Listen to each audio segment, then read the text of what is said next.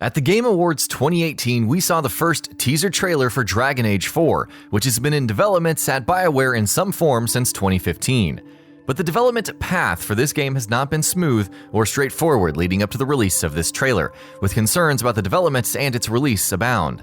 It's fair to wonder what the current state of affairs for the game is, and why exactly has it taken so long for the game to be properly developed and released. At the outset of development, Dragon Age 4 was meant to be a much different game than it is currently. This title was originally more focused on story and player choice, but was scrapped in favor of what is being worked on now. This earlier Dragon Age game was cancelled in 2017, and considering that development began in 2015, this is a long time to have been spent working on making a game and have it not materialize into anything. Additionally, Dragon Age games thus far have not been built to be continually monetized as games as a service, which was a directive supported by franchise publisher EA. What preceded Dragon Age 4 was indeed not that, and so EA was even more motivated to cancel that new age Dragon Age game.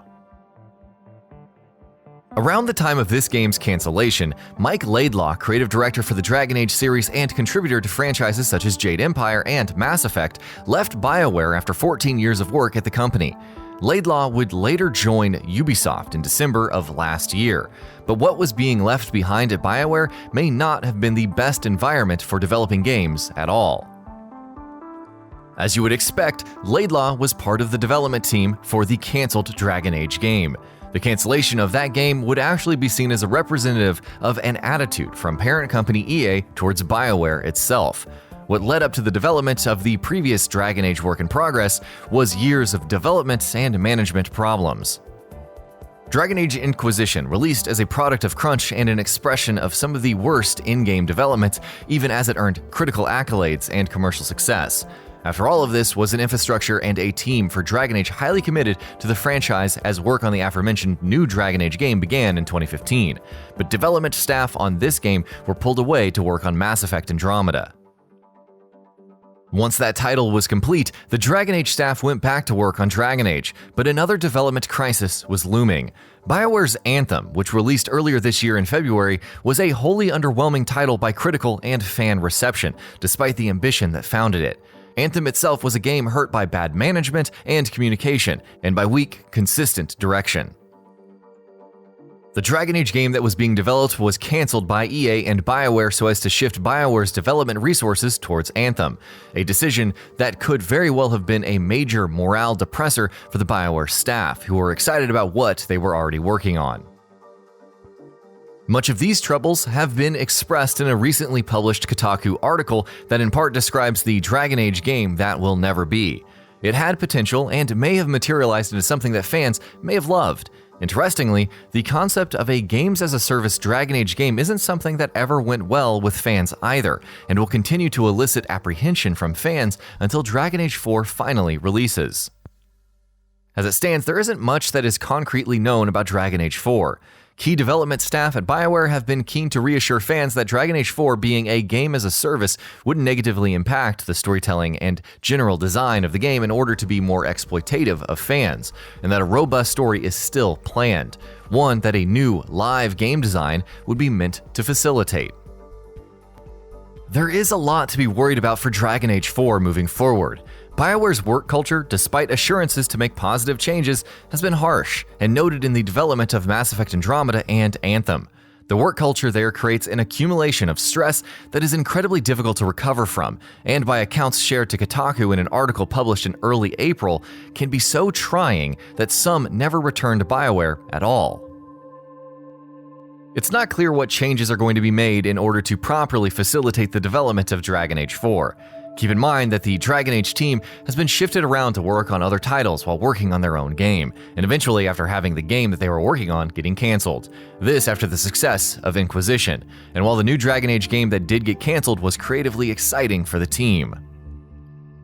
It might chill development efforts and morale. Let's also not forget that Dragon Age 4 hasn't had much proper development time either. Fans, despite any company statements, aren't going to know what to expect and don't have much to be concretely hyped up for, or to be dismissive of. Much of what exists in the minds of waiting game players about Dragon Age 4 is theory and speculation. And that concludes our video on our concerns about Dragon Age 4. After Dragon Age Inquisition finally released, the development staff primarily associated with and focused on Dragon Age games at BioWare had established a development infrastructure for the franchise and learned from past mistakes in management. They had much to be excited about as they began work on a new Dragon Age game, but their momentum would crash against the demands placed on them from elsewhere in the company, as they had to shift their priorities towards getting other BioWare games out of the door. In the process, they and others within BioWare endured a company work culture that ground people to the teeth, and there's no clear sign that this has changed. Additionally, with little known about the game itself, even though Dragon Age 4 has been announced as a proper sequel in the franchise, fans have every reason to be skeptical about the implementation of a games-as-a-service design sensibility within Dragon Age 4. Will this encourage EA to pressure BioWare to rush Dragon Age 4 out the gate, thereby continuing BioWare's history of having a stressful work environment? What if the implementation of games-as-a-service that is planned for Dragon Age 4 is met with rebuke from fans? Will it discourage content delivery for Dragon Age 4 and spell the end for the Dragon Age franchise if fans and mainstream game players reject Dragon Age 4? And after Mass Effect Andromeda and Anthem underperformed, if Dragon Age 4 follows suit, do we have reason to worry about downsizing at BioWare, or any sort of dire projection of the fate of the company? There's reason to believe that Dragon Age 4 could become representative of the future of BioWare itself, and if Dragon Age 4 isn't well received, it would also be a symbol of the harmful effects of poor management, and gaming historians and analysts would be hard-pressed not to see EA's influence in the dwindling power of BioWare's name. Let us know your thoughts about Dragon Age 4. Are you excited about the game? What do you think of the previously canceled Dragon Age game? Would you have rather have seen that than the Dragon Age game that is currently being promised?